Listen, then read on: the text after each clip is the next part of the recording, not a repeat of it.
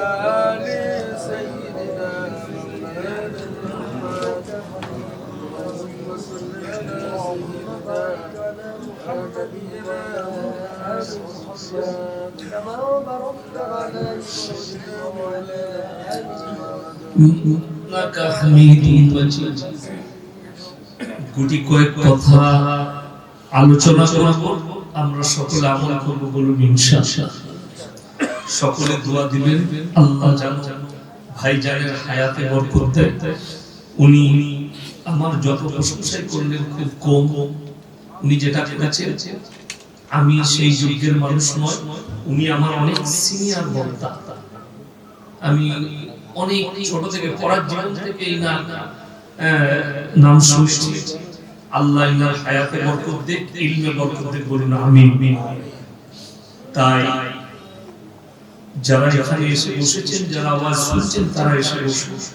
আল্লাহর কৃপায় ইনি যেটা বলেন ওটাই হবে কোন রকমের আমি গল্প গুজবের বক্তা আমি নই কোরআন হাদিসের সেনসিটিভ আলোচনা করব দিলের কান দিয়ে শুনবেন এই কান দিয়ে নয় এবং নিয়ত থাকবে আল্লাহ আমরা নিজেদের পরিবর্তন আনবো বলুন ইনশাআল্লাহ দেখুন এই পৃথিবীর বুকে যতগুলো আল্লাহর সৃষ্টি দেখতে পাচ্ছেন সব থেকে সুন্দর সৃষ্টির নাম হচ্ছে মানুষ বলুন সুবহানাল্লাহ সব থেকে সুন্দর যতগুলো সৃষ্টি আছে এবং আপনি অবাক হবেন আমরা মানুষ ভুলে যাই যে আল্লাহ আমাদেরকে সৃষ্টি করেছে এমনি ছেড়ে দেন বাকি যতগুলো আল্লাহর সৃষ্টি আছে যত মাখলুক যা কিছু সৃষ্টি আছে আল্লাহ সব মানুষের জন্য সৃষ্টি করেছেন বলুন সুবহানাল্লাহ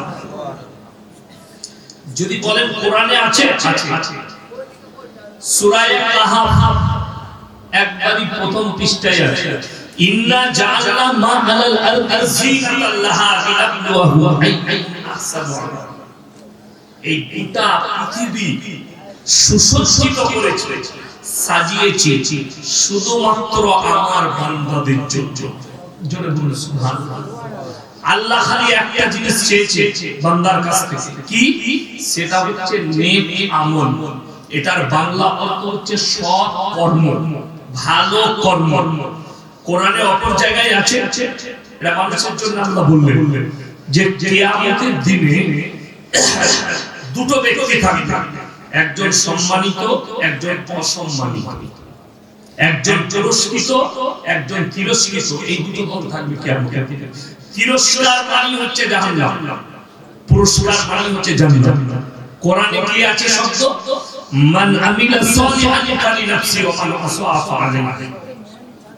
যে বা যাহারা ভালো কাজ করবে আল্লাহ তাদেরকে পুরস্কৃত করবে যে বা যাহারা খারাপ কাজ করবে আল্লাহ তাদেরকে তিরস্কৃত করবেন অসম্মান করবেন এটা কোরআন আমি কিন্তু বক্তব্য শুরু করি আগে আল্লাহকে চিনাচ্ছি তারপর আমি বক্তব্য শুরু করব আল্লাহকে চিনে নেবেন আল্লাহকে সৃষ্টিকর্তা কে আমি যে মানুষ আমি বেঁচে আছি না খাচ্ছি দাচ্ছি উঠছি বসছি আমাদের জীবনে আল্লাহ তিনটে অংশ দিয়েছেন তিনটে কটা বললাম বাবা কথা বলুন কটা তিনটে এক নম্বর হচ্ছে যেটা আছে আমাদের মধ্যে সেটা আল্লাহ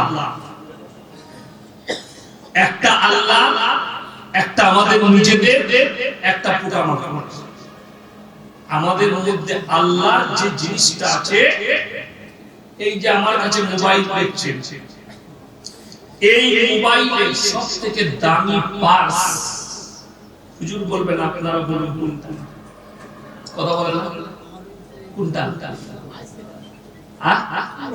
আইসি স্কুলে ভালো করে পড়াশোনা করতে এই মোবাইলের অরিজিনাল যে জিনিসটা যেটা সেটার নাম হচ্ছে ব্যাটারি এই যে লাইট গুলো জ্বলছে এগুলো তারের কারণে জ্বলছে না কারেন্টের কারণে কথা বলে না কারেন্টে তাইলে এর মেন জিনিস টিউবলাইটটা নয় মেন হচ্ছে কারেন্টটা হচ্ছে মেন এর ব্যাটারিটা মানুষের মধ্যে আল্লাহ সব থেকে দামি পার্স যেটা দিয়েছে সেটার নাম হচ্ছে রূহ। কি বললাম বাবা? রূহ, জান, যেটাকে জান বলি। মানুষটা মারা গেল, জান। এই জানটা আল্লাহ সব থেকে দামি জিনিস দিয়েছে কোরআনে। এই রূহ কার কবজায়? আল্লাহর কবজায়। আপনার কলকাতায় যতগুলো ডাক্তার আছে, গোটা পৃথিবীর যত ডাক্তার বাবু আছে, সবাইকে এক কাছে করে দেন, জিজ্ঞেস করুন, স্যার আপনারা তো এত কি পারছেন, রূহটা কোথায় রাখেন? কোন ডাক্তার আজ পর্যন্ত বলেছে? কোন বৈজ্ঞানিক বলেছে? বলতে পারেনি। আল্লাহর কসম খেয়ে বলেছি, কিয়ামত সকাল পর্যন্ত বলতে পারবে যে মানুষের ছেলে আল্লাহ রূহটা কোথায় রেখেছে, এটা কেউ জানে না। কে জানে? আল্লাহ। কোরআনে আছে, নবীজি সাল্লাল্লাহু আলাইহি ওয়াসাল্লাম আল্লাহকে প্রশ্ন করলেন, ওয়ায়াসালুনাকা আনির রূহ, ওগো আল্লাহ রূহটা কি? আমার আল্লাহ উত্তর দিলেন, কুলির রূহু মিন আমরি, হে নবী, রূহ হচ্ছে আমার আল্লাহর হুকুম। কোরআনে আছে, আল্লাহ কোরআনে কসম খেয়েছেন কার? ফেরেশতা। কোন ফেরেশতা? 30 পারা ওয়া নাজিয়াতি গরক। গরক শব্দের অর্থ হচ্ছে ডুব মারা, পানিতে ডুব মারে। আল্লাহ কোরআনে বললেন, আমি কসম খাচ্ছি ওই ফেরেশতা আমার হুকুমে যারা দ্রুত গতিতে তোমাদের শরীরে ডুব মেরে তোমাদের আত্মাকে হরণ করে নিয়ে গিয়েছে। পৃথিবীতে আল্লাহ মানুষের মধ্যে দামি জিনিস দিয়েছেন রূহ। রূহ আল্লাহর কবজা। শরীরটাকা পোকামাকড়ের, আমরা মরে যাওয়ার পরে কবরে দেওয়া হয় না, হয় না? কথা বলেন। কবরে কারা খায়? শরীরের মাংসগুলো পোকামাকড়। তাহলে আপনার কি রইল? শরীরটা আল্লাহ যেটা দিয়েছে, যেটা খাচ্ছেন, ভালো মন্দ খাচ্ছেন, শরীর তৈরি করছেন, ভালো থাকার জন্য ওষুধ খাচ্ছেন, আপনি মরে গেলে আপনার শরীরের অংশগুলো পোকামাকড়রা ভাগ বাটোয়ারা করে কবরে খাবে। রোগ আল্লাহ। তাইলে রইল আপনার কি? আল্লাহর কসম, আপনার যেটা আমার যেটা নিজস্ব, সেটা হচ্ছে আমল। সৎ কর্মটা, আপনার কর্মটাই আল্লাহর কাছে নেবে। আল্লাহ কিয়ামতের দিনে দেখবেন না কে কত বড় ধনী, কে কত বড় টাকাওয়ালা, কে কত বড় মৌলবি, কে কত বড় মাস্টার, কে কত বড় ডাক্তার। আল্লাহ দেখবেন কার আমলটা কত সুন্দর। কালো সাদা, ধনী দরিদ্র, বড় লোক গরিব, রাজা বাদশা, নেতা মন্ত্রী, আমার আল্লাহর কাছে, আল্লাহর কাছে কর্ম ভালো, পুরস্কার ভালো। কর্ম খারাপ, তোমাকে তিরস্কার করা হবে। ওই জন্য নিয়ত করুন আমরা ভালো কাজ করব, বলুন ইনশাআল্লাহ। এই নিয়ত আপনাকে করতে হবে, ভালো কাজ করব। চলুন, পৃথিবীতে যতজনকে শক্তিশালী মনে করছে, কোরআনে আল্লাহ মানুষের জন্য একটা খুব দামি শব্দ ব্যবহার করেছে। কেন? ভেবে দেখুন, অনেক লোকের অহংকার হয় কখন? টাকা হলে, জ্ঞান একটু বেশি হলে, জ্ঞানের অহংকার, টাকার অহংকার, বলের অহংকার, দলের অহংকার, মানুষ শক্তি প্রয়োগ করে। আমেরিকার প্রেসিডেন্ট ডোনাল্ড ট্রাম্প বলছে, আমার কাছে যা পরমাণু বোমা আছে আমি পৃথিবীটা 150 বার ধ্বংস করে দেব। সে কিন্তু মিথ্যা বলে, তার কাছে 5428টা পরমাণু বোমা আছে। 5428টা পরমাণু বোমা আছে আমেরিকার কাছে। এগুলো যদি বাস্তব করা হয়, বর্তমান সময়ে যে পরমাণু বোমাগুলো পৃথিবীতে আছে, আমরা ইতিহাসে পড়েছি। ইনার মনে আছে নাকি জানি না, কিংবা ইনার আব্বাজি মনে থাকবেন, আমেরিকার দুটো শহরে বোমা ফেলিয়েছিল, হিরোশিমা আর নাগাসাকি। জাপানের শহর এখনো পর্যন্ত পঙ্গু বাচ্চা তৈরি হয়, জন্ম নিলে পঙ্গু হয়, সেখানে এখনো ঘাস ভালো করে জন্মায়, সেখানে জীবজন্তু যারা বেঁচে ছিল তারা সব পঙ্গু হয়ে গিয়েছিল। বলছে সেই বোমার থেকে রাশিয়া আমেরিকার কাছে, চাইনার কাছে যে পরমাণুগুলো আছে 1 লক্ষ গুণ পাওয়ার বেশি। কত বললাম? 1 লক্ষ। বলে কলকাতায় যদি একটা পরমাণু মারে গোটা শহরের বিল্ডিং, বালাখানা, মানুষ, গাড়ি, বাড়ি লিকুইড পানি হয়ে যাবে। এই লিকুইড দেখছেন লাল কালার ধারণ করবে এবং সব এই লিকুইড পানির মতো হয়ে যাবে। হাড় কোর, মানুষ, গাড়ি, বাড়ি ডুবে। তাহলে কতটা ডেঞ্জার! বলে আমার থেকে পাওয়ারফুল কেউ কেউ। আপনার আমারও মনে হবে আমেরিকার প্রেসিডেন্ট সব থেকে সুরক্ষায় থাকে। তার যে গাড়িটা আছে যেটাই চাপে 1000 কোটি টাকার বেশি দাম। গাড়িতে মিসাইল আছে, সেই গাড়িতে যদি কেউ মিসাইল পায় কাজ করবে। 0 পয়েন্ট থেকে কাঁচের উপরে যদি AK-47 দিয়ে গুলি ছোড়া হয়, একটা স্কেচ করবে না, স্কেচ মানে দাগ করবে না কাছে। কত মজবুত! এখন পৃথিবীর শিক্ষিত লোকরা আমাদের মতো বোকা মৌলবি ছাড়া যারা আছে তারা বলবে মৌলবিরা বোকা। আমেরিকার প্রেসিডেন্ট সবথেকে শক্তিশালী, সবথেকে সুরক্ষায় থাকে। আল্লাহর কসম, আল্লাহ কোরআনে মানুষের জন্য বলেছেন ইন্নাল ইনসানা খুলিকা হালুয়া, আমি মানুষকে অসহায় আর দুর্বল সৃষ্টি করেছি। মানুষ সবল নয়, শক্তিশালী।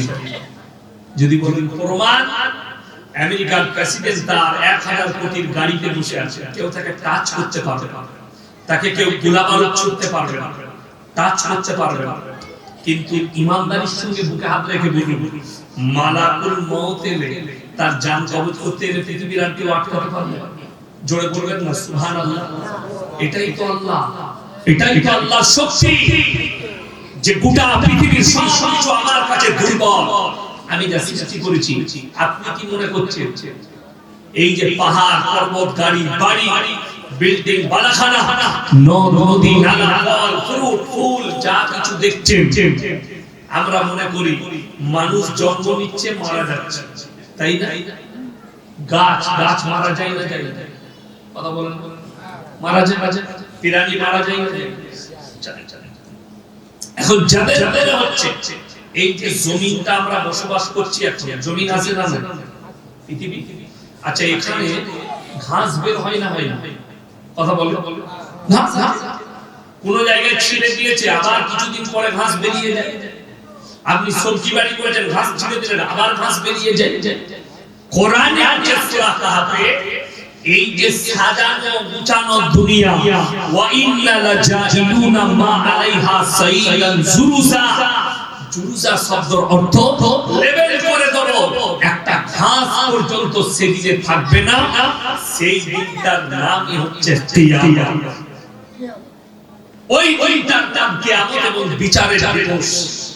মানে জমিনটা লেবেল হয়ে যাবে, পাহাড় পর্বত থাকবে না, নদী নালা থাকবে না।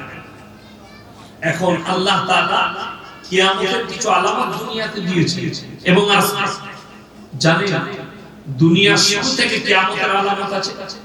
তার মধ্যে একটা আলামত হচ্ছে নীল নদ, একটা আলামত হচ্ছে রুজাত নদী, একটা আলামত হচ্ছে যাইয়া, একটা আলামত হচ্ছে সাইয়া। এই চারটা নদী জান্নাতের নদী দুনিয়াতে আছে। যদি সুবহানাল্লাহ। এই নীল নদটাও জান্নাতে থাকবে।